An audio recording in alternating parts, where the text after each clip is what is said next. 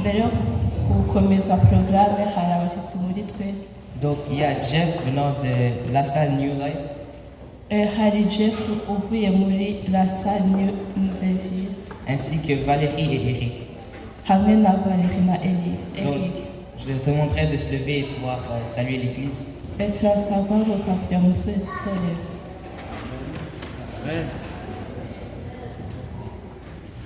Donc vous êtes bienvenus dans l'église et que vous faites comme chez vous.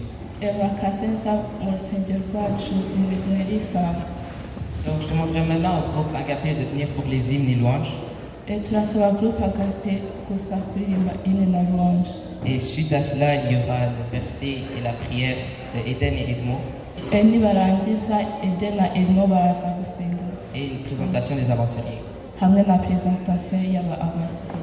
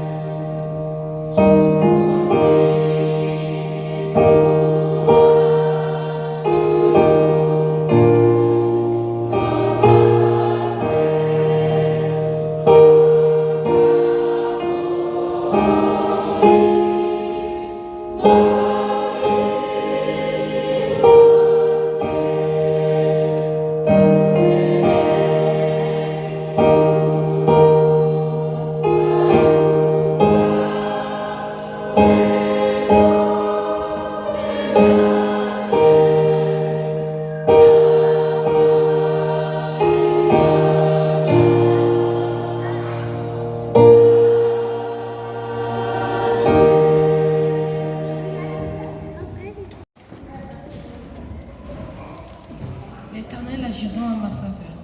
L'Éternel, ta beauté dure toujours. N'abandonne pas les œuvres de tes yeux. C'est ça.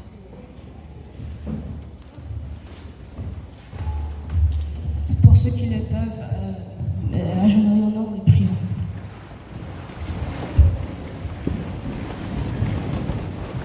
Merci Seigneur de nous avoir gardés, de nous avoir protégés et de nous avoir donné une opportunité de nous rassembler ici aujourd'hui. Que tu puisses nous aider pour que le programme des aventuriers et des explorateurs puisse bien se passer. Que tu puisses mettre tes paroles dans la bouche du prédicateur qui va nous donner ta parole aujourd'hui. Bénis-nous, protège-nous et fais que tout se passe bien aujourd'hui au nom de Jésus. Amen.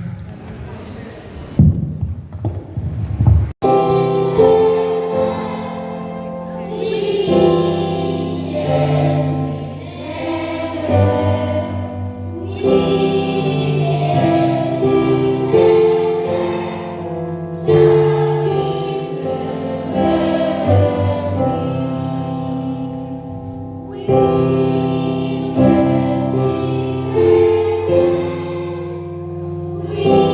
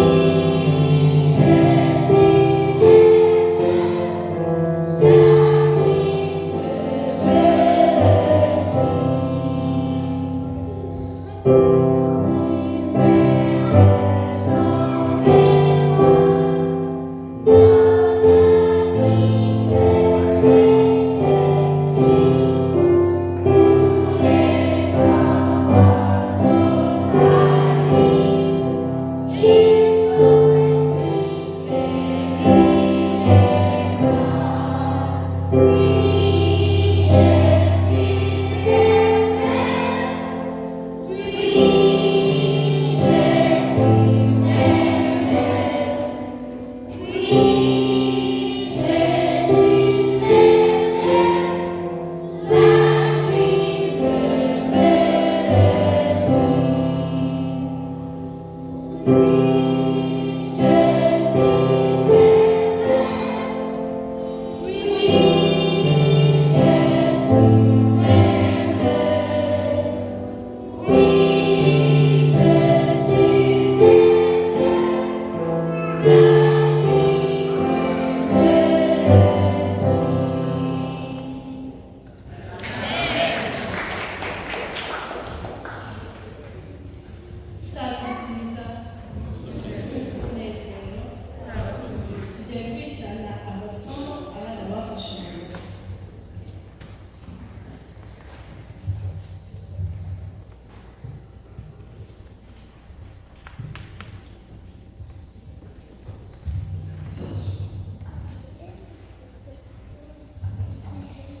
enfants, obéissez vos parents dans le Seigneur quand cela est juste.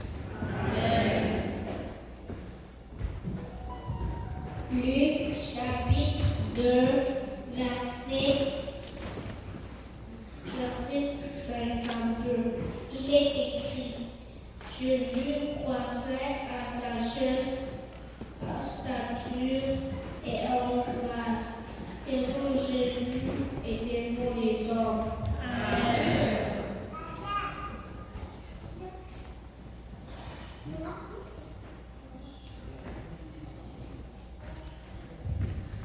Somme 23, verset 1, l'Éternel m'engage jamais gardera.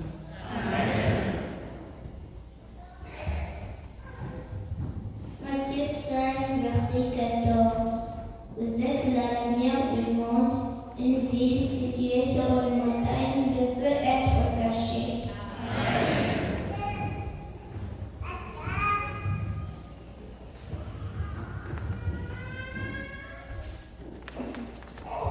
Verset 23.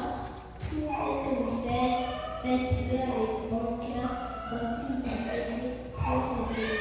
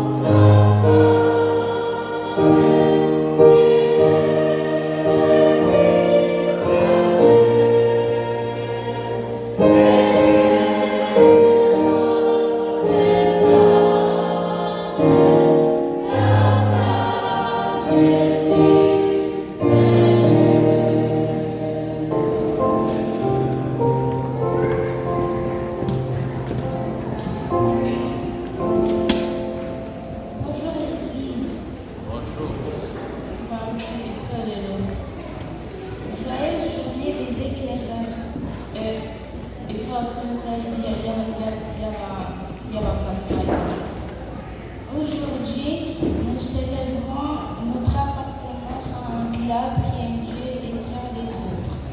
Uyu munsi twishimiye kuba mu itsinda rifite Imana kandi rikorera n'abandi. Avez-vous déjà eu envie d'abandonner parce que quelque chose de très difficile? Mwigeze mucika imbaraga kubera ikintu kigiye gikomeye? Est-ce que c'est juste ici, dans l'examen difficile? Est-ce que byari ukubera ibizamini bikomeye? D'un problème d'amitié? Ibibazo by'inshuti? Ou de quelque chose qui vous a fait peur vous a submergé. cyangwa ikintu cyabateye ubwoba kikabarusha imbaraga.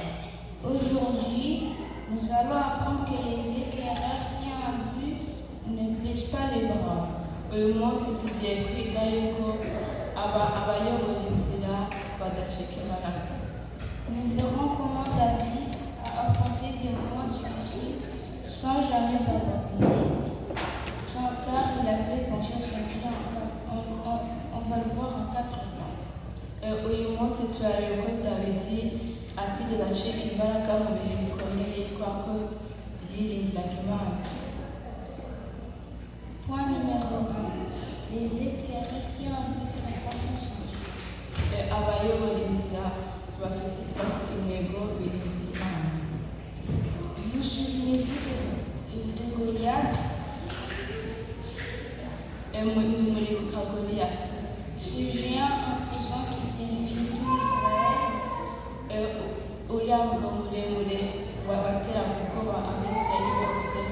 Personne ne voulait l'affronter.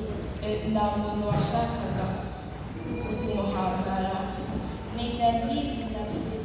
ariko Dawidi yarabikoze. Pourquoi? Kubera iki? Parce qu'il avait confiance en Dieu. Kubera ko yiringiraga Imana.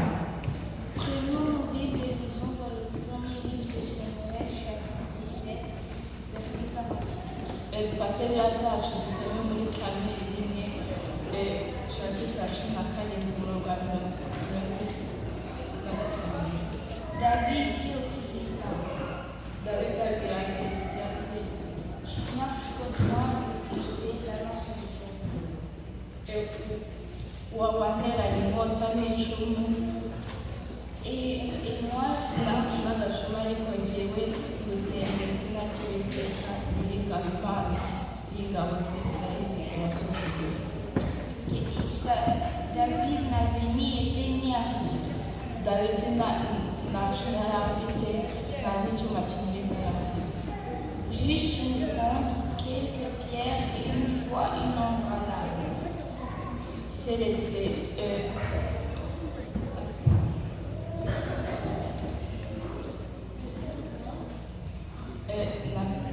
ntazara afite keretse amabuye makeya, inkota hamwe navuga itanyeganyega. Il savait que sa force venait de Dieu. Yazi ko imbaraga ze azikura ku Mana. Vous aussi, vous pouvez affronter vos géants. Namwe mushobora kugerageza ibihangange byanyu. La peur, la tentation, la pression des guerres, la tristesse, etc. Ubwoba, ibitugerageza hamwe n'ibindi. Mais avec Dieu à vos côtés, vous vaincrez. Ariko n'Imana iruhande rwanyu muzatsinda. Au point numéro 2, nous allons voir comment même avec la pluie, il y a des épreuves. Umurongo wa kabiri tugiye kureba uko niyo waba ufite intego haba hari ibibazo. Après avoir vaincu Goliath, David est-il immédiatement devenu roi? Nyuma yo gutsinda Goliyati, Dawidi yigeze aba umwami? Non. Oya. Saul est devenu jaloux et l'a pourchassé. Sawuli yamugirira ishyari aramwirukana. David a dû se cacher dans des grottes.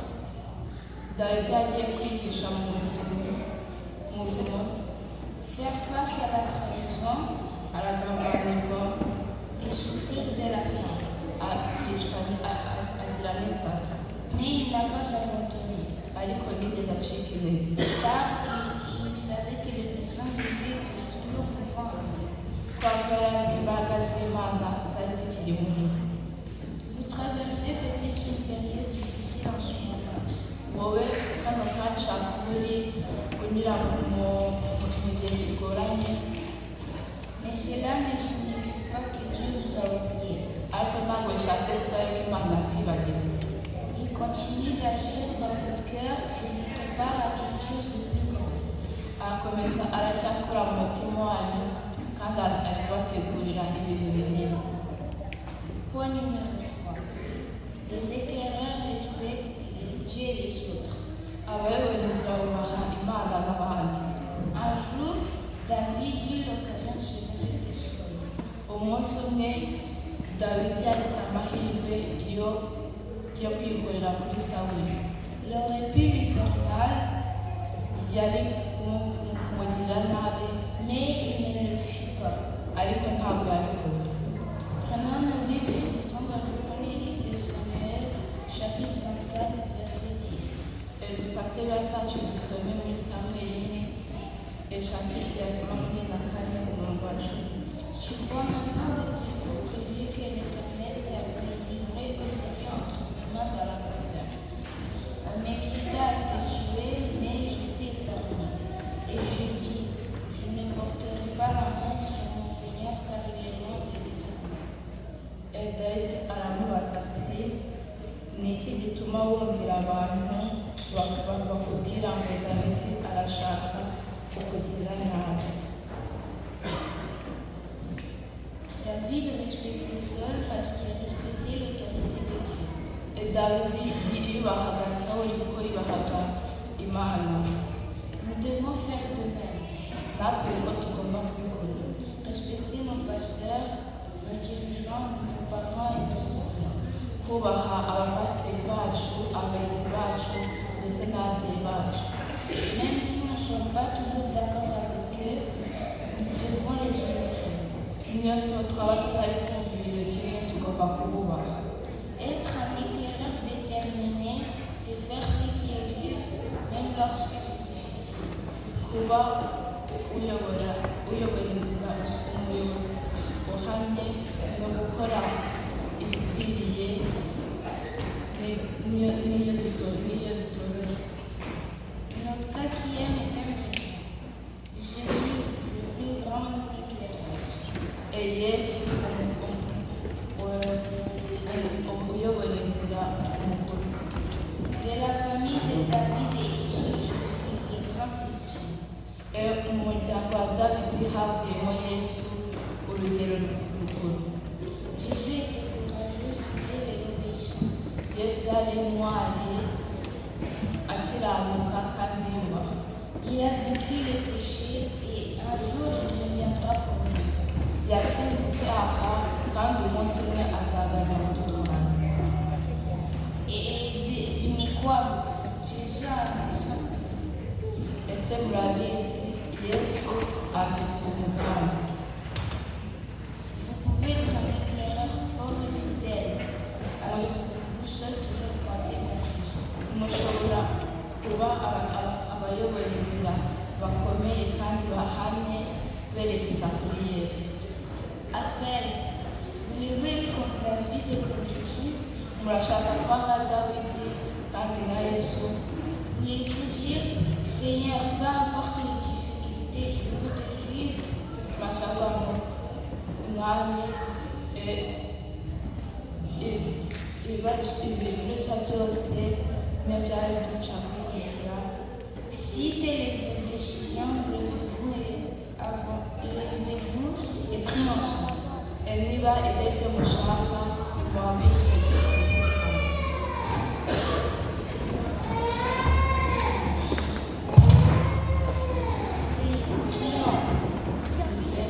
Seigneur, merci de nous avoir créés dans un but précieux.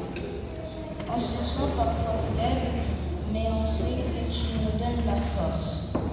Aide-nous à ne pas abandonner. On veut te faire confiance, respecter les autres et suivre ton chemin. Que ta volonté soit faite dans nos vies. Au nom de Jésus, Amen. Bon sabbat.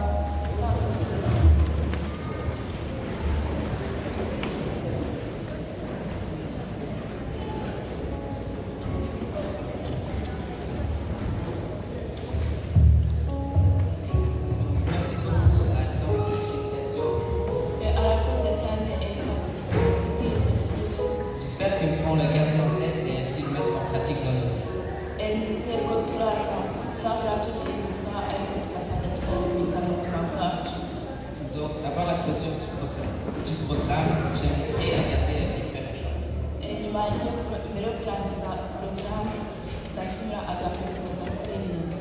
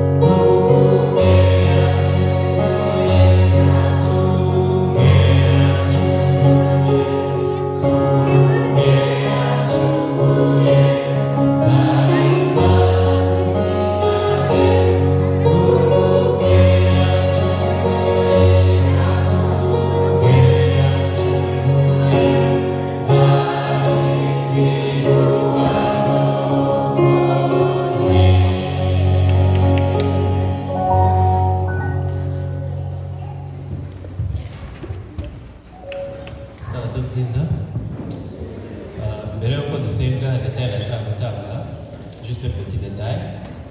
On nous a demandé à la conférence générale qu'après le sermon, on devait prier pour les aventuriers et les explorateurs. parce que c'est les journées aujourd'hui. Donc, c'est un adulte qui va prier. Mais je voulais, par contre, inviter le pasteur, notre pasteur, vraiment dédier tous ses enfants dans le de Dieu. Et au lieu de moi faire de prière, je vais plutôt demander à la pasteur de venir prier pour eux. Merci.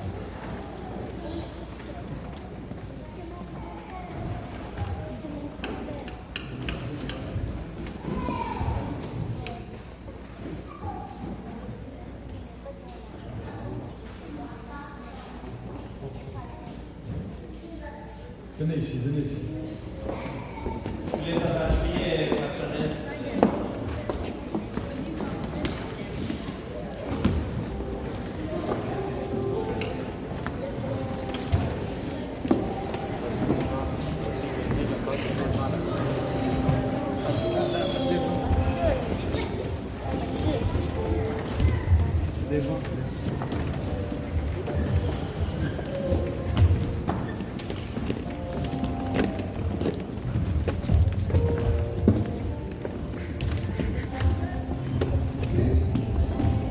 Tenez-vous la main dans la main.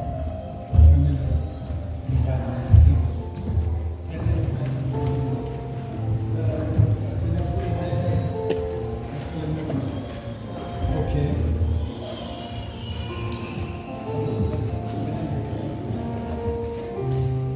Est-ce que chacun a un bras de son voisin? Ok. Mureke dusenga Imana. Namwe mufatane, namwe mwese twese dufatane ikiganza twese murakoze cyane dusenga Imana. Uwiteka Umwami Imana yacu, data mwiza ukiranuka utuye mu bwami bwo mu ijuru, Imana ikomeye, Imana ishobora byose, Imana idukunda urukundo rutangaje, izina ryawe ryubahwe. Dufite umugisha utangaje kumva yuko Imana umuremyi w'ijuru n'isi, Imana ikomeye ivuga bikaba, yategeka bigakomera, Mwami Imana yacu, kumva uduha uburenganzira bwo kukwita data ni umugisha utangaje, ni ishema ritangaje, ni icyubahiro gitangaje, izina ry'Imana nirishimwe.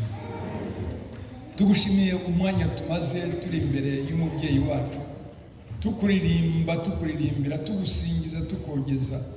Tugushimiye umwanya mwiza waduhaye wo gusabana nawe, tugushimiye ibihe byiza by'umunezero waduhaye, izina ry'Imana nirishimwe cyane.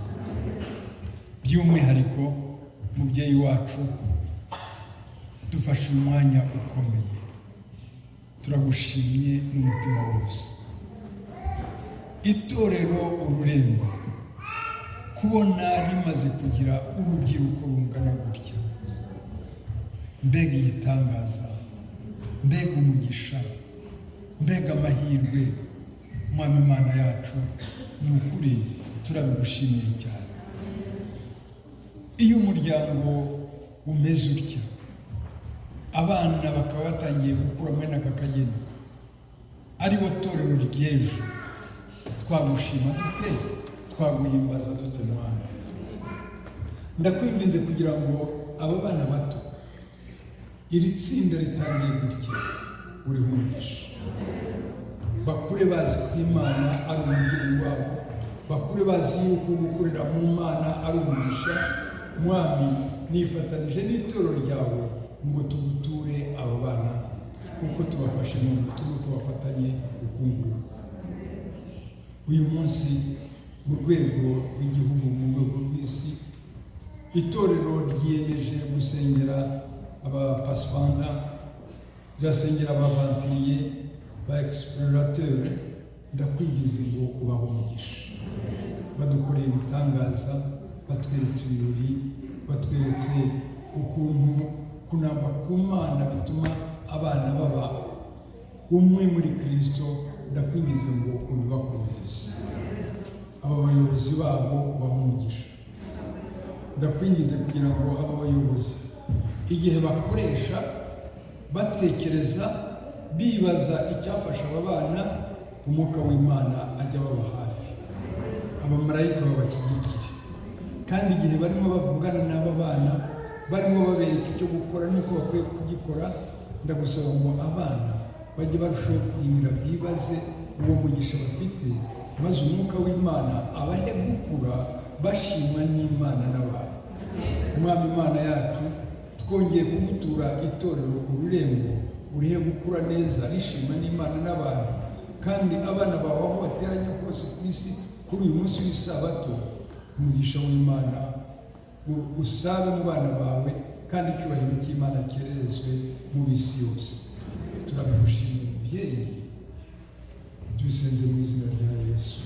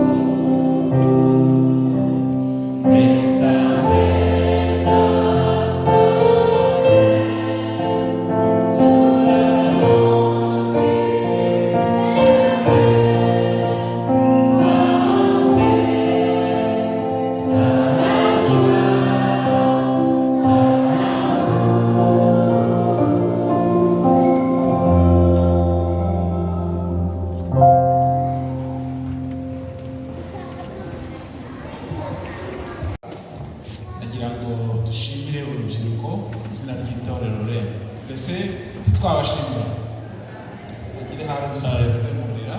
On voulait remercier juste les jeunes qui ont fait le programme d'aujourd'hui avant qu'on termine, mais on allait te donner le temps après, mais c'est bon. Reka tubareke noneho bakore gahunda yabo, ariko y'itorero nagira ngo rwose dushimire n'ababyeyi. En tant qu'église, nous voulons aussi remercier les parents. Ababyeyi biyemeje kuzana abana babo kugira ngo gahunda ikorwe. Les parents qui ont amené les parents pour que ce programme soit réalisé. Ubwo rero Imana ibahe umugisha, ikindi kandi niba hari izindi gahunda zikomeje turabasaba ngo noneho duhe umwanya Marcel na Beni kugira ngo bakomeze gahunda yabo. Murakoze. Par suite, on donne la parole à Denis et moi pour la suite du programme.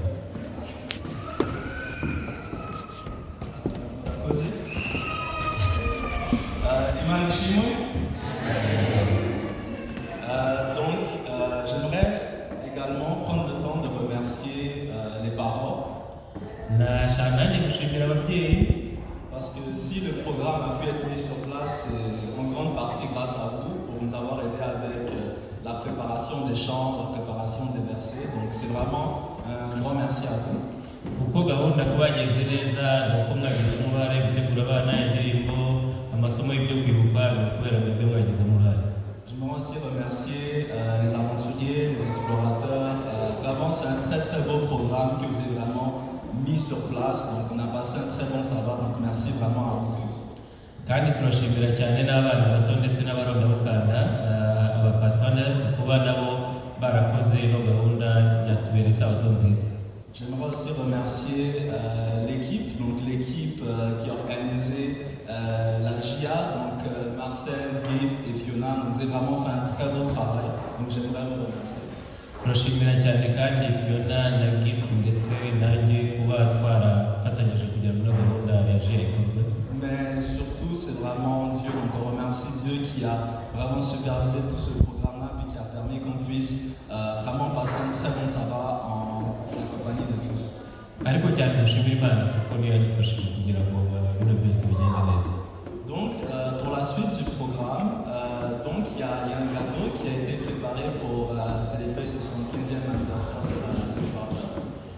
Hari umutsima, hari keke yateguwe kugira ngo twizihize ino sabukuru y'imyaka 25. Donc celui-ci sera en bas au sous-sol, donc ce sera vraiment une fois qu'on va descendre, on pourra aller en bas, qu'on pourra couper puis donner des morceaux aux aventuriers puis après aux explorateurs. Nitumara gusoza ino gahunda turajya hasi tukate iyo keke nibarangiza abana bayisangire.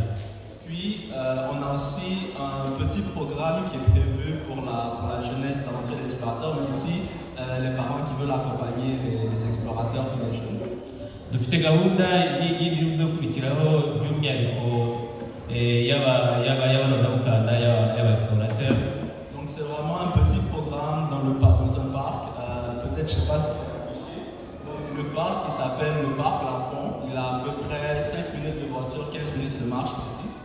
Ni hariya turi buze kujya mu kanya nyuma y'iyi gahunda ni minota 5 n'imodoka cyangwa 15 n'amaguru. Donc il devrait commencer à peu près à 14h30 à peu près.